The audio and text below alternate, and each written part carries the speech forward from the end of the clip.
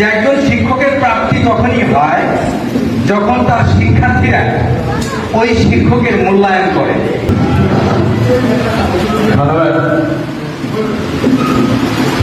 আজকের এই বিদায় অনুষ্ঠান আমি ব্যক্তিগতভাবে এই অনুষ্ঠানের যে কলেবর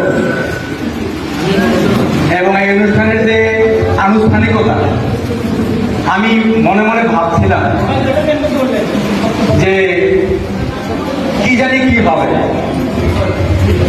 আমার দীর্ঘ 40 বছরের শিক্ষকতার অভিজ্ঞতায় এইভাবে বসে বক্তব্য শোনার আমার সেই ভাগ্য ছিল না। আজকে হয়তো আমি নিজেকে ধন্য মনে করছি যে এইভাবে একটি পরিবেশ আমার শিক্ষকতা জীবনের ধন্য আমি মনে করি। এবং ধন্য কেন মনে করি? যে একজন শিক্ষকের প্রাপ্তি তখনই হয় যখন তার শিক্ষার্থীরা ওই শিক্ষকের মূল্যায়ন করে।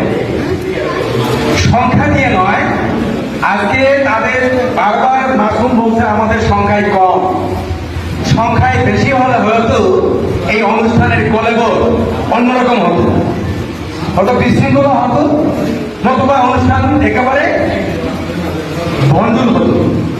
সংখ্যায় কম বলেই 98 ব্যাচের আমি বলি ক্রিম, যারা ক্রিম তারাই কিন্তু এই অনুষ্ঠানকে আয়োজন করতে পেরেছে।